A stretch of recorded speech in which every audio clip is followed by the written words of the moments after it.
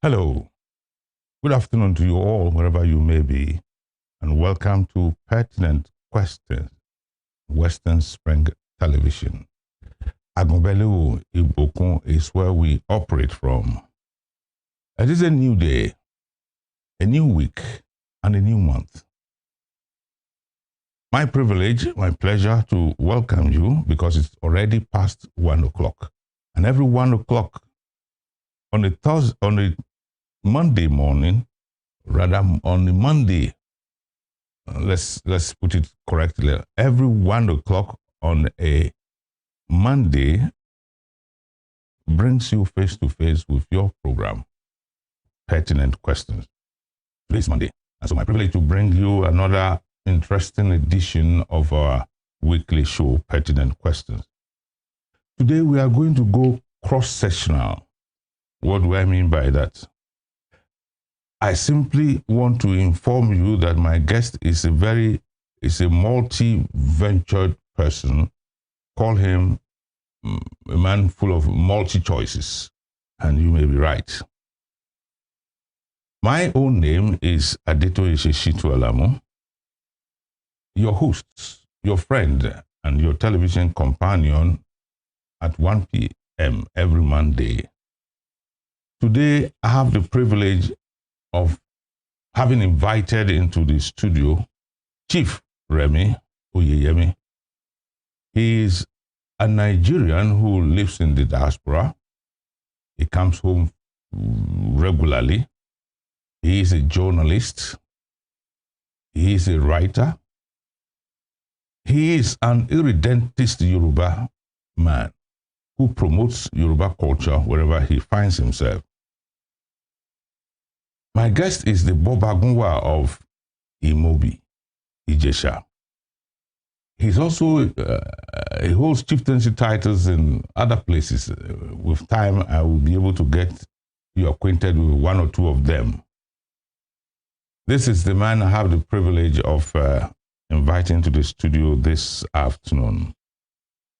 Chief, this is my hand. Thank you very much.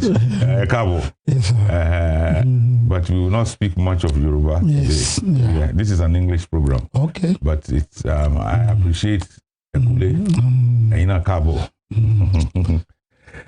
Yes, that's the man. You see him in his regalia. That tells you, when I said he's a chief, you know that's how chiefs dress.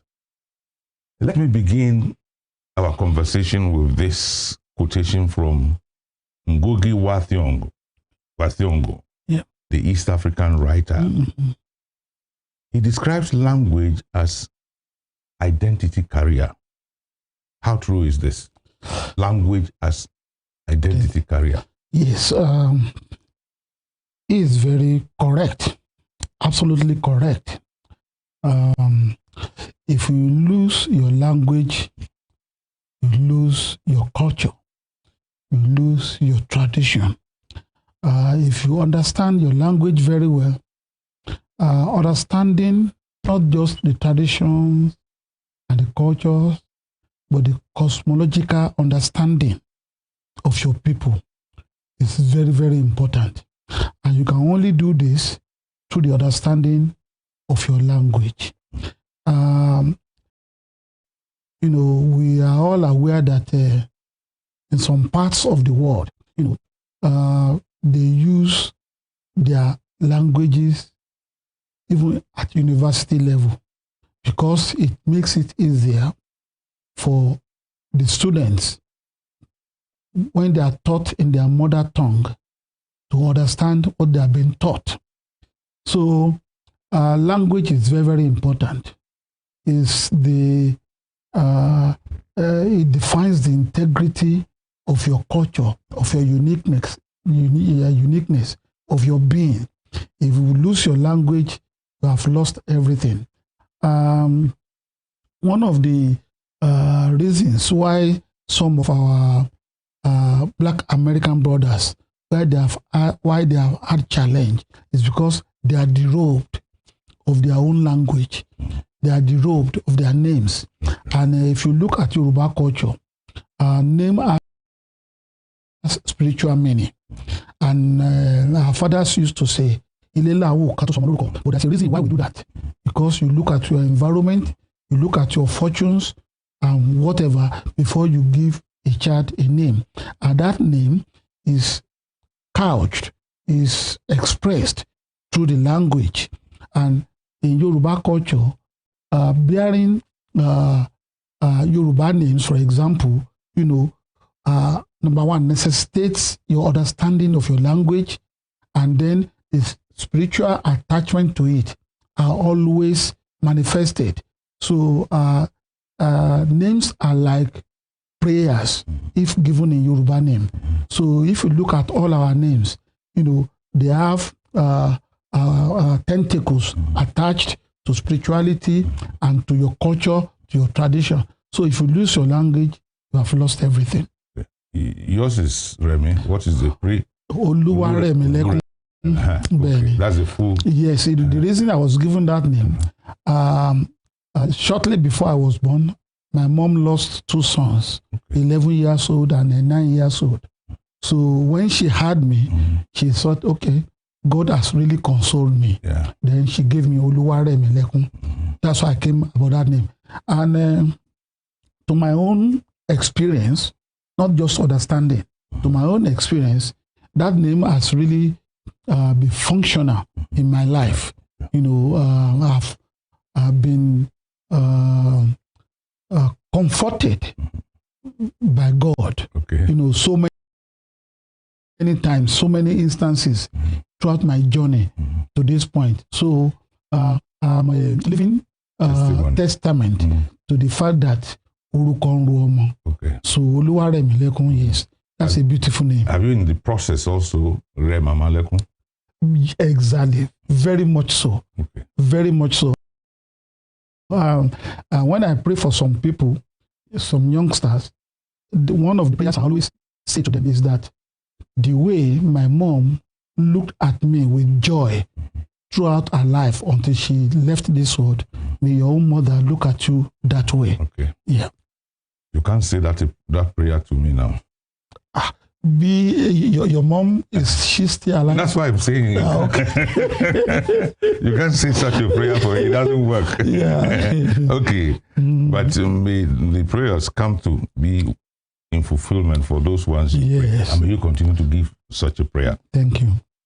All major civilizations are said to have related, or rather relied on, indigenous language to advance whatever technology they were able to evolve. Only recently, Nigeria's federal government went against this principle. What did they do? By taking native languages or local languages from means of instruction in primary schools. What's your take on this? I believe that that is not a very wise decision. It's a decision that is destructive and can nick up our development. You see, when you take a language from children, from people, you are making them naked. Yeah. Naked in all ramifications. Even when you look at the animals, the way God has created them, when the dog barks, the other dogs, they know what it's saying. When the goat, when they express themselves, other goats can respond appropriately. So, particularly when they are in pain. Exactly. So if you take traditional language, mother tongue, out of our educational system, we are preparing children who do not belong in or out, confused children who do not really know where they belong. I remember when we were in high school, when we speak Yoruba in school, they say we are speaking vernacular, and we are punished and fined in some situations. But from experience, it has been very evident that it was the wrong approach. Because for me, as a writer, my understanding of Yoruba language has actually improved my ability to express myself in English language. So if you are a Yoruba son and you cannot speak Yoruba, and then you are forced to speak English, you have been cut off from what the Yoruba will call Orisun. Okay. You have been cut off. You can't really relate to your own culture, and then the foreign culture which you are trying to express, you don't even really have a full understanding of it. So I'm sorry, I know that this is English language. Our fathers will say, oh, je Oshakala, oh, je Oshokolo. Then where do you belong? Nowhere. It's a very dangerous situation. I do not think it's a very wise decision. There is nothing wrong if we allow Yoruba children to understand Yoruba language and be taught in Yoruba language, or an Igbo child or Hausa child. Our language is very, very important. It is unique. It is what describes our character. So to cut it off and say you have to speak English is a very, very unwise decision, and it's very, very destructive. Well, we hope the powers that be are listening. As a matter of fact, the reasons they give, or they continue to give, nobody thinks is the best, but power is power. Some other time, somebody else will come back and realize, because somebody like our collective favorite, Wole Soyinka, I know you have written one or two things about him. He speaks English because he understands Yoruba very well. You are someone who lives in the United States of America. You dress Nigerian always. Each time I meet you, this one coming to television, you have even put on there. But I used to think you dress more like the Ijeshas do. But this one, you have really shown that you go beyond that. It is Yoruba. How much of this does Remi, Chief, impart on his children at home as a Yoruba dentist? Well, I've not traveled the whole world, but I've traveled quite extensively. And everywhere I've gone to, when I look at what I find and I juxtapose it with what obtains in Yoruba land, I'm amazed at the social, political, and economic engineering of our forefathers. Without the benefit of white man's influence or education, quote and unquote, our forefathers, have been able to put together a socio-political system that is enduring, that many are even trying to copy its principles. So, I'm sorry, other people, I used to be a Christian. My father actually have a church, but through research, growing, and experience, I believe more in Sheshi than anything. In Sheshi Lagba. It is the embodiment or encapsulation of our culture, of our traditions. And if you understand that, you will be able to identify what exactly Yoruba is. So the way I dress expresses or communicates my cultural outlook. Even when I'm over there in the US, I wear kembe, put on my cap, and I became the Sanusi of all eyes. Everybody wants to know, okay, which country is this, which culture is this, and I'm very proud. It makes me happy. And that's a way to advertise, to educate, to inform others about Yoruba culture. Because from the way I dressed, other questions are asked, they follow. So, and I try to explain to them and teach them, as much as I could. And yes, when I'm in US, I dress like an Englishman with my fedora cap and the rest of it. But when I'm in Nigeria, the moment my leg touches ground in Lagos, no, I have to wear my Yoruba dress. I've traveled so so many countries, and I'm very proud that I'm a Yoruba man, and I'm an Ijesha man. And like we used to say in Ijesha land, so I love translate that. that if I come into this world 25 times, I'm going to come as an Ijesha man and as a Yoruba man. I'm a very proud Yoruba man. I love what my grandfathers have done. I've studied it. I've studied, history of the British Empire. I've studied the history of Germans, Italians. I've studied the history of Russians. So, and I do a juxtaposition. I do a comparative analysis with what my forefathers have done in Yoruba land. And I'm very proud. Uncle Bolade, may God rest his soul, used to say that Yoruba has the best culture in the world.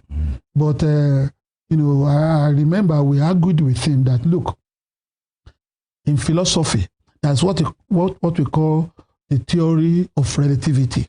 I believe that we should not make that kind of absolute statement that Yoruba has the best culture in the world. That we should say, okay, Yoruba has one of the best cultures in the world. But he challenged us. He said, okay, go and bring any culture. Go and do your research, bring any culture. Let's do a comparative analysis. Let's see if Yoruba is not better than them. Uncle Bolade is a very brilliant mind. We don't want to challenge him. We have tried our best to see if we can challenge his absolute theory. But we have not been able to find one. So why will I not be proud of being a Yoruba son? So that's just it. Yes, still on culture before we move next, because I've described you as somebody who has a multiplicity of talents here and there. To what extent can a native language help to shape the destiny of the people? The destiny this time around. Yes, like I used to tell my children, all of whom are very grown, none of them has any English or biblical name. They all have Yoruba names. Tell me one or two. Oluwatomise, Oluwatoyosi. I have Oyetade, Oyetola, Oyetubo.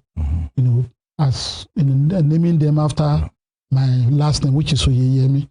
So I always tell them that number one, they have to be guided by the Omoluabi ethos, which I explained to them, and I always reminded them, look, those of you who have panegyrics, oriki,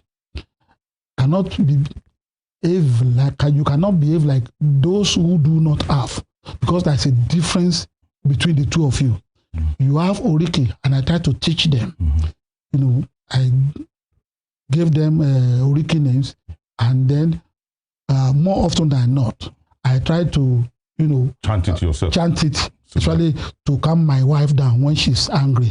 When she's angry, when I start to chant the oriki to her, then her anger will mellow. And every time I'm trying to do it and she's very angry, she said, no, don't chant it. Don't do it now, because she knows the moment I start doing it, she's going to calm down. So there's a spiritual connection between our orikis, our names, our language, our tradition. And it's what drives our own world. That is the reason why the Yoruba are very different from others, because we know that, okay, if you are doing this, like, okay, I'm Oyeyemi now. I'm not the only one bearing Oyeyemi. My father have close to 23 children.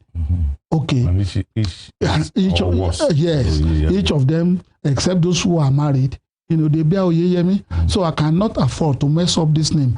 And the spiritual connection with that Oyeyemi and now my genealogy is right, evident, is there. So it is the definition, what will I call it? It is the propeller of the fortune of that person who bears the name to its destiny. So to give your children foreign names, to me, is not spiritually sound. It has its dangers. Though some people mix, if they are Muslims, they just put one Yoruba name in between, and then the rest is Muslim. Some Christians do the same thing. But if you give your son or your daughter Yoruba names, it drives them spiritually, it drives them to their destiny, it shapes their destiny, because every time you call them, it rings a bell in their system that they know that, okay, I cannot afford to mess up. And I'm very proud of my children. They understand what I try to preach to them, and they try to follow it. Thank you very much. Let's leave culture and language, etc. Yeah. I want to move into your domain, journalism. If I requested you to assess the Nigerian journalism, how would you rate it? Then I will come up with a follow-up, look at the social media in relation to what we have. Well, the journalists of this generation, they are trying to do their best, given the circumstances and the conducive environment. I think they are doing their best.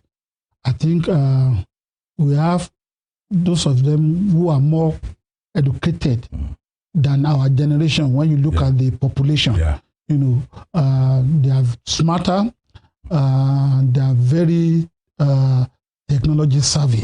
So I think they are doing well, though some things are missing, which, you know, leads up to the issue of the social media. Because in traditional journalism, whether it is print or broadcast, you know, when you bring a story, somebody has to look at it. Yeah.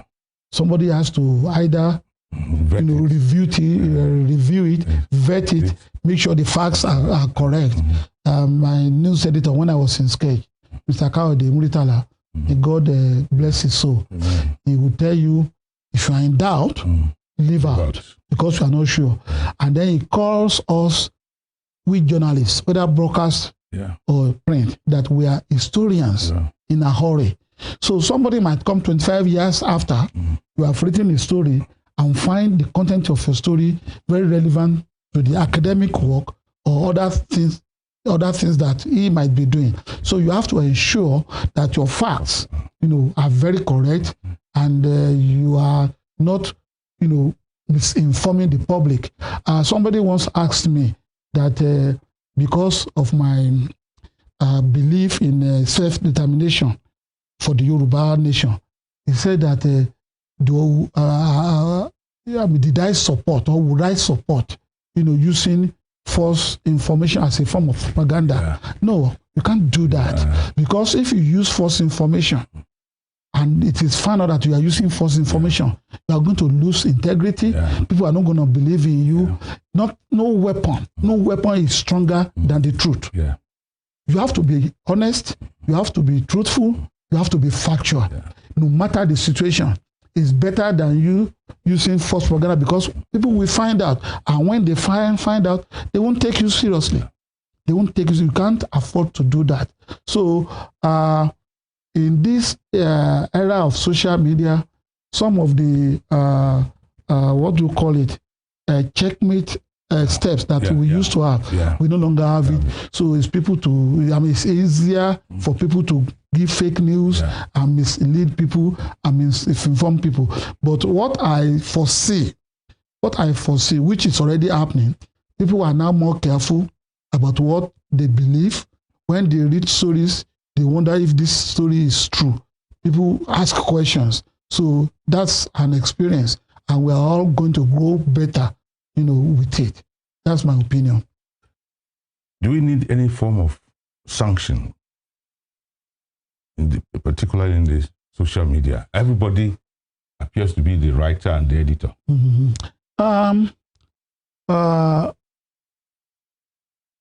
I don't want to say sanctions, but if you publish anything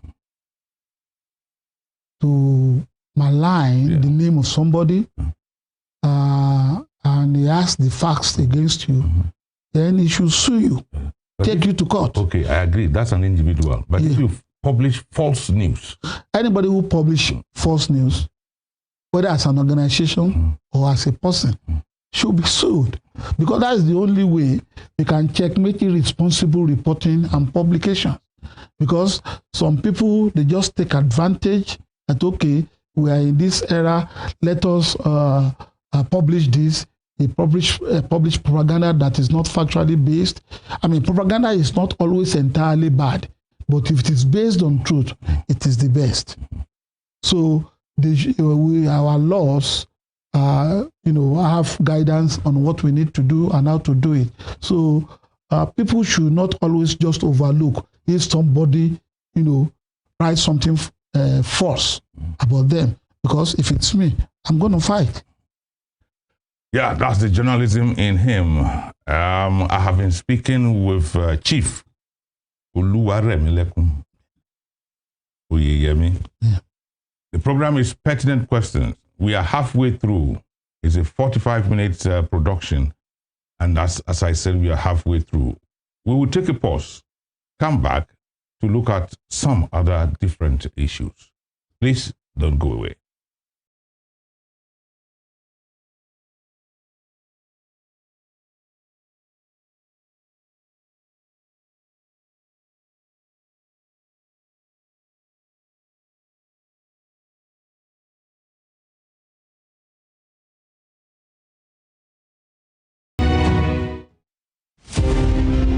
Born Jeremiah Opeyemi on March 6, 1909, Obafemi Awolowo was a prime architect of Nigeria's independence and most consummate advocate of free education and social welfare in Africa's most populous nation.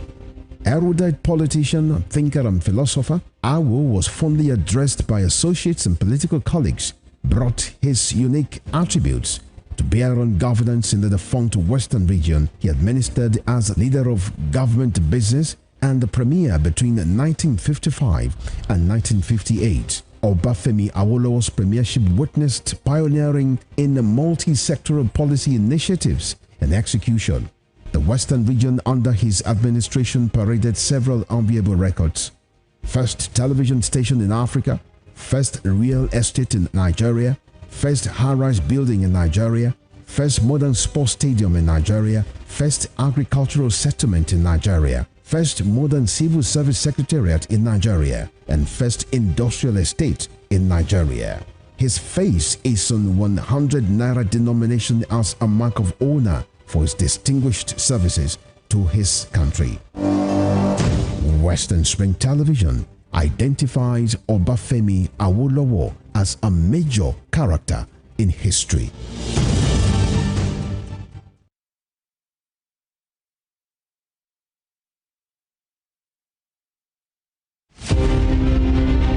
The British Empire was the largest and the most powerful in the world. At its zenith, the empire embraced a quarter of the earth's land surface and imposed her imperial majesty's rule on more than 458 million peoples across nations and continents. The empire took off with overseas possessions and trading posts established by England, spread over 3 million kilometers between 16th and early 18th century. Like previous empires, the British Empire began to crumble on its weight of overstretched territories and growing unrest in our various colonies. Today, the British Empire no longer exists. What is in place is the Commonwealth of Nations, a loose association of sovereign states which recognize the King of England as the titular head.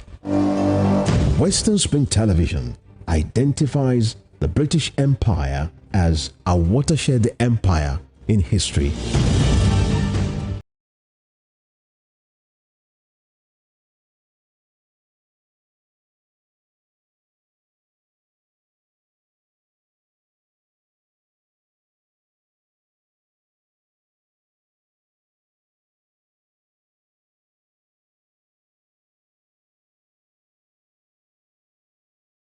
Welcome back to the second part of our discussion and to the program Pertinent Questions. Don't forget, my guest is Chief Remi Opeyemi. We have always called him Remi. Now we know it in full. He's on Pertinent Questions and he's answering pertinent questions. By the way, I mentioned earlier that he is the Bobagunwa of Imobi Jesha. I'm privileged to also say that he's the Agbakin of Ijebu-Jesha, Igboroland. He is the Are Jagomolu of Omo Kingdom, and Basharon of Idoko, Ijesha. All your titles are within Ijesha land. Yeah. Why? If I had hearkened to the requests of fantastic Barrage of requests of kings in Yoruba land, outside Ijesha land, I would have had up to 15 titles. Okay. And you and Abiola would have been competing. Yes, I can't compete with Abiola because he had 197. But, I believe that Ile Latinko Eshorode, if God wills, some more will still come outside the Ijesha land. All right. But for now, because when you are made a chief, it's a lot of responsibilities. Anytime there's a call to action in any of those places, I have to respond and do my best. So it's not just a chieftaincy title for the sake of it. And those who considered me worthy of being a chief in their community, they know what they saw. But I see it as a very high responsibility, and I'm praying to God to continue to give me the means to live up to my expectations. Your immediate environment to journalism has done that. Yes, they gave me the Onigege Wura. Yes. They just gave me Onigege Wura. Yeah. Pure and simple. But the Osun State NUJ gave that to me. Yeah, so they can't restrict you to anywhere. It is yes. Onigege Wura of NUJ, Osun State, because the State Council. Yes. Okay. You live in the United States, as we know. Yes. There must be some challenges because of what the president there has come up since January when he came back. Yeah. I call it the Trump dispensation. What does it give you, Nigerians in particular? Let me not talk of all the black race. Nigerians, what does it give you? The challenge there is that, though he has specifically mentioned Nigeria in some context, but it is not Nigeria alone. If you ask him, he will deny that he is not a racist. But obviously, when you look at his trajectory, starting from the New York 5 and the renting of his properties to blacks, which he discouraged, and dirty business practices, he has been able to raise a kind of negative surge because of Barack Obama, who became the president.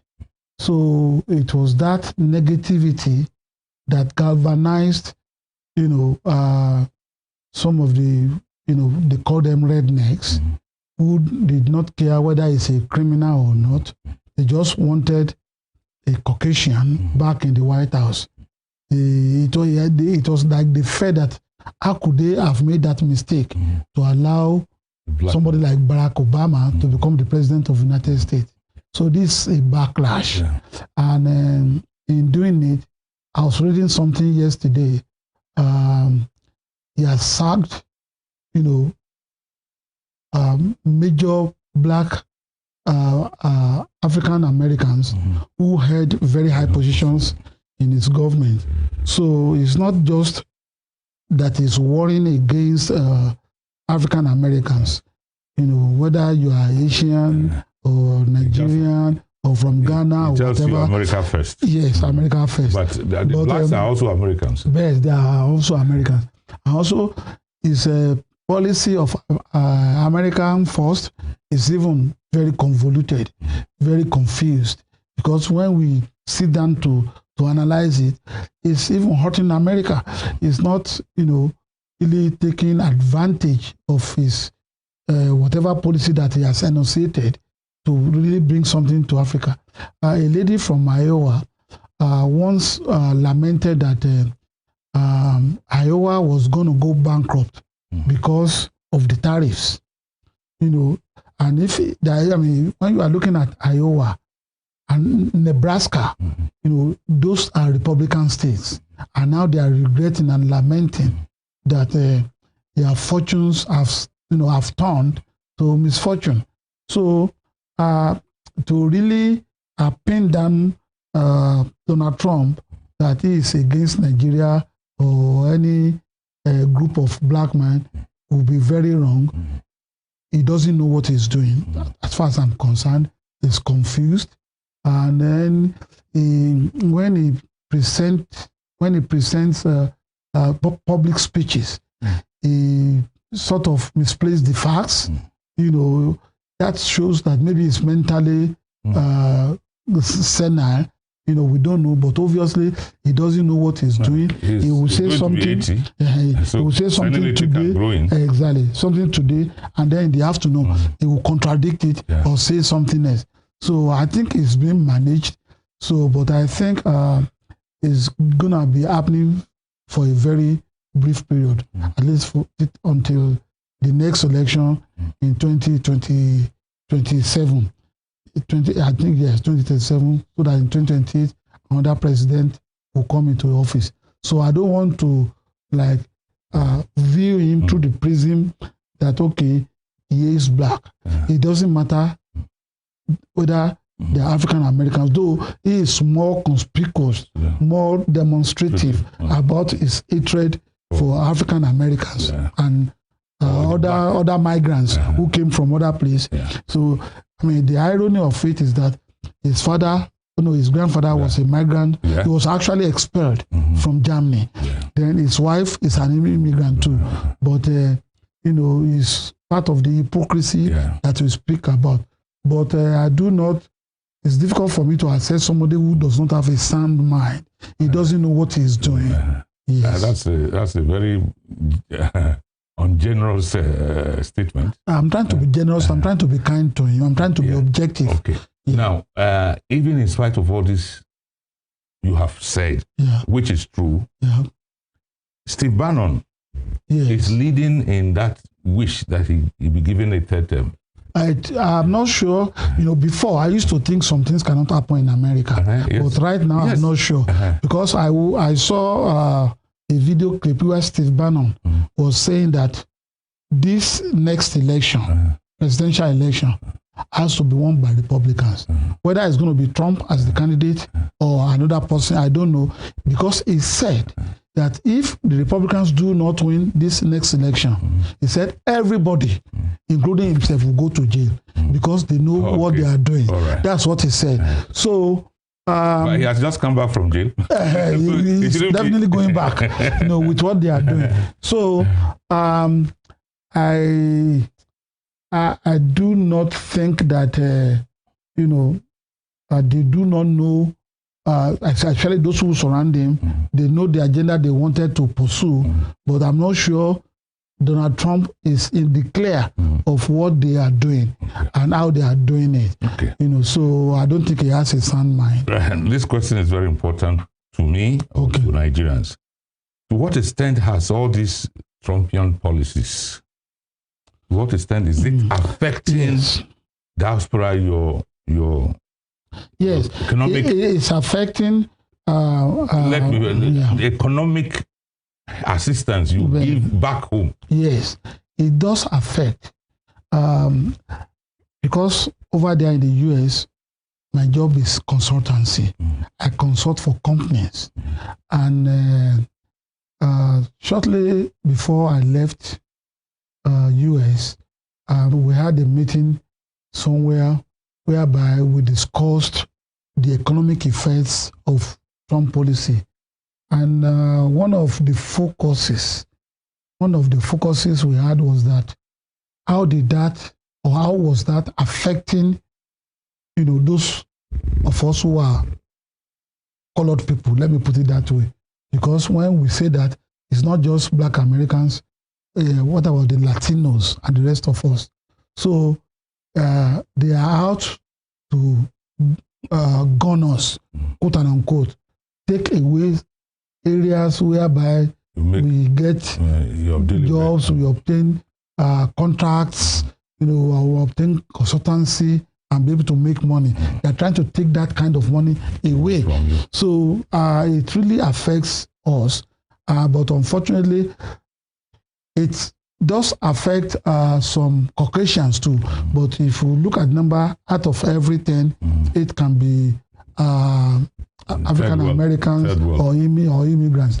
And then internationally, America is losing grip. People don't trust them anymore. People don't, have respect for the country anymore the way they used to have. So getting visa to US is affecting, people from Africa and South Americans because, and to a certain extent Asians. Before Joe Biden came in, he did a lot of damage. To even repair the damage, they didn't finish repair the damage before he came back. So he is doing further damages, but some of the things that we realize is that some of the airports that used to be very busy in the US, like JFK, Detroit, Atlanta, they are light on the schedule now. So before people don't travel much. They don't want to come to US anymore. They want to go elsewhere. That's what the statistics. That's what they show. So he says America first, but his policies are destroying America. Okay, let's end it there for now. Yeah. There are one or two questions I still have to ask. Yeah. Recently, you went into your writing skills to write a book on the Asiwaju of Ijesha land. What's the title of the book? Two, what inspired you? The title of the book is Asiwaju Olayinka Fasuyi, The Passion of a Patriot. It may interest you to know that I've known him for more than, this is 2025, let me say 35 years. During those 35 years, we never had any disagreement, but we are not close. We don't even talk. But as a patriotic Ijesha son, when I saw what he was doing, I cannot close my eyes to it. I believe that I love what he was doing. I wish I could do it myself, but I don't have the capacity, to be able to do such things. And that he is doing it really gladdens my mind. So, since he became Asiwaju of Ijesha land, he has anchored several fantastic developmental programs in Ijesha land with the help and the patriotism of other fellow Ijesha. So, while he was doing this, it's a human factor that if you do not blow your trumpet, some people will blow it for you. And when they blow it, they will blow it the wrong way. So what really caused me to ask him to allow me to do this project is that I believe that there are so many Olayinka Fasuyis in the Ijesha land. We need to be able to wake them up and encourage them. And the best way to do it is to chronicle his efforts, his achievement, his passion, his patriotism. Chronicle it in a book to encourage others. I mean, no matter where you find yourself, everybody cannot like you. Everybody cannot agree with you. Some people will even go out deliberately, to twist things, to make it look negative. But one has to be able to narrate his own trajectory by himself in order to give clarity. And Asiwaju Olayinka Fasuyi is a fantastic guy. He is very brilliant, very intelligent, very hardworking, and guess what? He keeps records. He keeps records. When I say he keeps records, he keeps records. Don't dare to fight him if you are not sure of your facts, because he keeps records, and when he brings them out, you are going to just open your mouth. Wow!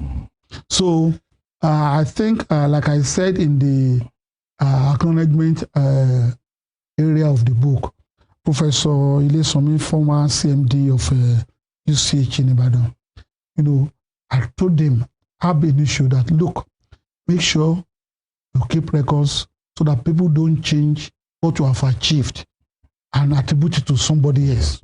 So he has kept records very effectively. So I don't know, like I said, I don't know if Professor Ilesomi is a Nostradamus, somebody who sees the future, because what he warned Asiwaju against is already happening. But luckily for us, the majority of Ijesha people, they see what he's doing, they appreciate him, they are ready to follow him with their eyes closed, into war, if there is any war. Now, you have shown or told us about one legacy. That is records keeping.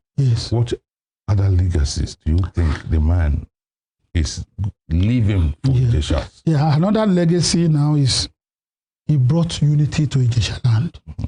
Before him, we had Ijesha South Traditional Council, Ijesha North Traditional Council, and then we have Elisha, in the center. He has been able to bring everybody, all the traditional rulers across Ijesha land. He has been able to bring them together, to work together, to dream together, and try to develop Ijesha land together. I cannot say that, okay, we have 100% of everybody in the same perspective, but at least I can say that at least 90% of traditional rulers in Ijesha land are very happy with him. They like what he's doing, and currently he has just introduced Ijesha Development Fund. Ijesha Development Fund is how do you put it? It's like is organized, after just to copy the Jewish National Fund that was established in 1901 by Thomas Herzl. As I'm speaking with you, I don't know the exact, but as far as 2015 or 2017, the Jewish National Fund is worth $112 billion, employing over almost 950 people whose life depends on that. They are paid from the funds, and then they have a yearly generation of fund that is between $300 million and $500 million. So I believe that will be his greatest achievement for Ijesha land. He is trying to make Ijesha land to buy into it. This is something that will outlive him and will help advance the progress of Ijesha land to the next level. I think, like one of the traditional rulers in Ijesha land said, he said, Asiwaju Olayinka Fasuye is a prophet and a gift to Ijesha land. And I think he's doing that. Okay, using him as a fulcrum. What is your advice to Nigerian leadership, the elite class, for them to be able to restore hope in our nation, just as perhaps Asiwaju has done in Ijesha land? In 2 minutes. One of the reasons Asiwaju has been able to captivate the minds of Ijesha allies and non-allies is because he's very open, he's accountable, he's very transparent. When he's trying to, spend money on any project, he explains, himself and allow the process to be open. There's an integrity of process which he does not allow people to violate. And that really gives him the confidence and trust of the Ijesha people who contribute money to him on regular basis. Every time he calls out for money to finance a project, So what our leaders can do in Nigeria, which I don't think they will do, and I'll tell you why I know they will not do it. They don't want to be open. And they cannot open because they want to steal money. Government or governance is not as difficult as they make it seem. I've been in government before, though at a close periphery. I know that people, we have capability to deliver the good things to the people, to give hope to our people, to inspire them and to make them believe. But because people want to steal money, they are not able to make up their mind. What are they going to do? How they are going to do it and when they are going to do it. Governance is not difficult. And unless we have leaders who are selfless, because every time we talk, we try to make reference to Chief Obafemi Awolowo. He was not an angel, but was determined, focused, and committed to his people. Our leaders of this generation, I can't vouch for their commitment to the people. And because of that, I'm very skeptical that they will be able to deliver what you want. On that note, I think we will pause here. Yeah. To the viewer at home, I have been discussing quality tete-a-tete, and you are right, with a Nigerian journalist, a writer, very importantly, an irredentist promoter of the Yoruba culture, Chief Remi Opeyemi, the Bobagunwa of Imobi, Ijesha, Agbakin of Ijebu, Ijesha, Egboro land, Are Jagomolu of Omo Kingdom, also in Ijesha land, Bashoron of Idoko,